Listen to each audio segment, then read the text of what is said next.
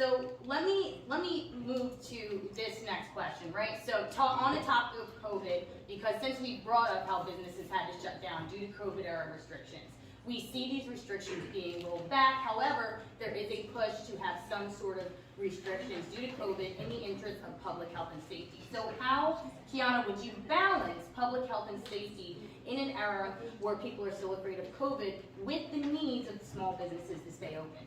How would you handle that? I believe that, people have the option to stay safe.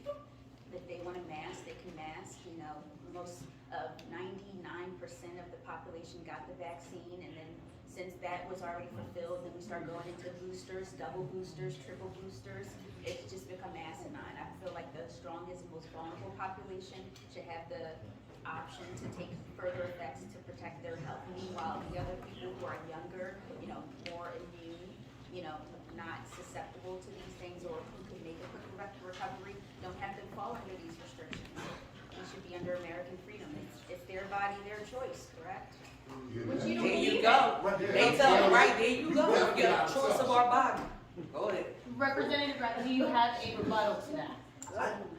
Hey, I don't even know where to begin with that. Can you raise your volume so everyone can hear? Thank you. Yeah. First of all, did you just do pandemic as though it doesn't exist? I'm confused because That's not what I said. No, I'm not saying no. I said, did you do this as air quotes, meaning like the so-called pandemic? Do you believe No, we're in a I did pandemic? it as their body, their choice. That's what I referenced, not the pandemic. I said that there is a vulnerable population. That's good thing this isn't being recorded. All right, so I believe that we're in a pandemic. I believe that COVID has You got your unnecessarily mask. killed. It's my body, my choice, right? and I chose to get boosted. I need to see your vaccine card. I'd be happy to share that with you. And Can also I, let me know your when, HIPAA paperwork too. It's not a violation because I can demand to request any healthcare information that I want under the guise of the pandemic. So Representative, let me ask you, So it's a okay? privacy issue, the vaccine card? I just want to check in, because you were saying that with abortion, that's not a privacy issue, right? I just want to check in that the vaccine card is a privacy Should issue. we stay on the topic? no, Can we stay on the topic, please? That's not bad. Representative, Yes, can we go forward?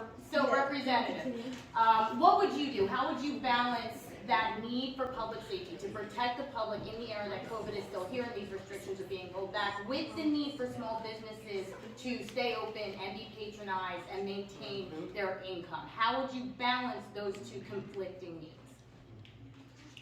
I don't think they're conflicting needs. If we have the money, if we can bail out the biggest banks, why can't we bail out our local businesses? Why is that? We don't ever seem to have the money when it's trying to help our communities, but then we can send all kinds of money overseas to help all other kind of people, right? We can spend so much money on military arms that we never use outside of our borders, but we can't find that same money to help the most vulnerable businesses.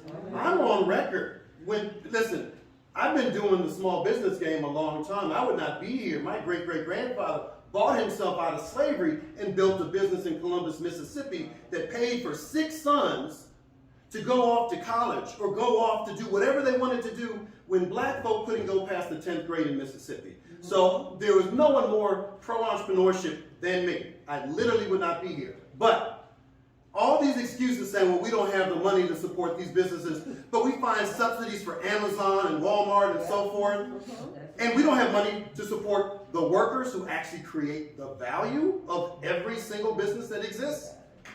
In the richest country in world history, we're at $7.25. Every single state surrounding us is higher than that, but it's worse. Because you can be in Pennsylvania 2022 and work at Denny's and get paid $2.83 because of the sub-minimum wage, which is a relic of Jim Crow. Because white Southern laborers did not want to pay for the labor of black folk. That's happening right now.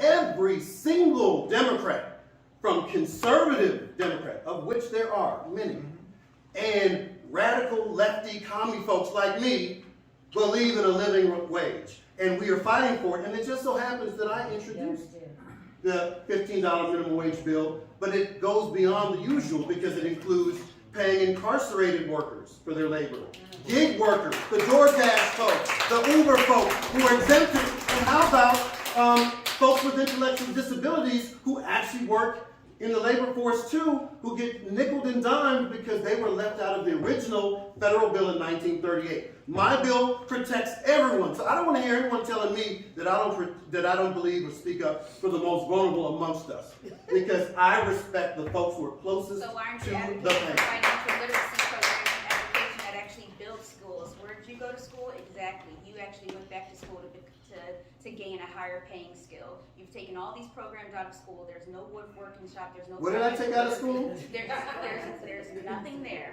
There's nothing in school. That's where you learn these other skills. There's nothing allocated to trade programs. Actually, you want people to get paid $30 an hour to mop floors, where nurses. Wait, hold on, time out. Let me make sure I understand this. So you believe that someone who mops floors deserves a poverty wage? I never said they deserve. I said they can get a higher paying skill. There is. No, I'm just saying, if your job, if you're working 40 hours a week to provide for your family in the richest country in world history, you're saying that that person should be paid a poverty wage. They shouldn't be paid a poverty wage. $7.25 is a poverty wage. But that's the national wage. That's the national. Pennsylvania, it's $7.25. That don't make it right because that. Ain't nobody saying it's right. All right, I'm just let's saying take it's it national back, wage. Let's take it Like, back. That's what he said. Everybody can get paid as a surgeon. Right, like, that's, ain't nobody said it was right. But But it comes from the. let's look at it from a different perspective.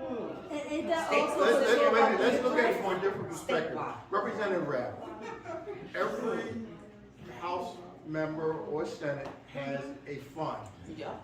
okay? Tell me about this fund. Which one are you referring Well, to? So I mean- we're all clear.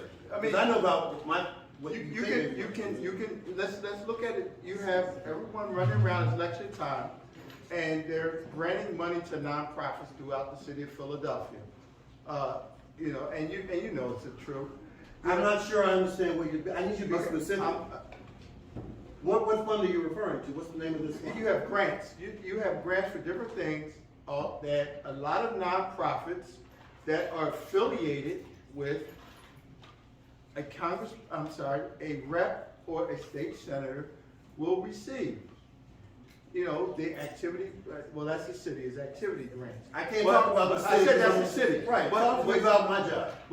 But you know, and I know, that if a nonprofit that was close to you said, I need money, depending, it may not be you, it could be another rep or somebody, they will cut a check. We've seen it on the news. Every time there is a election, there's found money in the coffers for these nonprofits.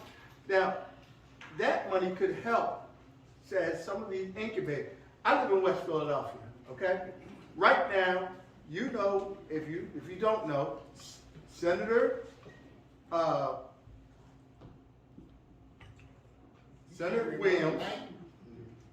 Williams, Congressman Evans, all of them are, there's the Enterprise Center Incubator. There was a check just cut from state coffers to set up an incubator for entrepreneurship that came from the state. So how come we can't do this in other districts, the same as happened in West Philly? We can? I don't understand the question. The question is, have you made money available to nonprofits for entrepreneurship and these small businesses?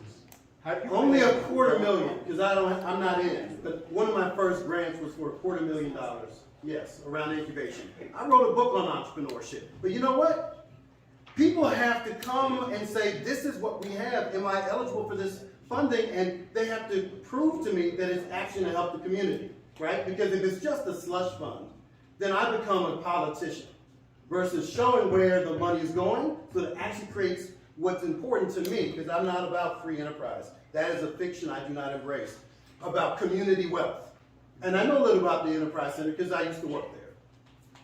I also know that if you're really connected, you can get a lot of money. And a lot of that money goes to your friends. Now, I don't see Dwight Evans here. All right. I don't see him here, but I can't answer for him. I can only tell you my track record. You want to talk to me about my track So record? I would you're love saying to tell that you. you put $250,000 into the coffers of entrepreneurship. Not the coffers of Some- of a nonprofit that seeks to help black and brown and immigrant entrepreneurs in my district and beyond. Okay. Yes, among other things that total, I believe, around $10 million over 5.5 years. I'm really proud of that. Ain't none of them my cousins either. All None of right. them give me money either. So let's switch topics now. All right, we're gonna move out of inflation. We're gonna move away from small business. We're now gonna move into talking a bit more about gun violence and what we've seen in the city. Okay, so we're gonna switch topics completely.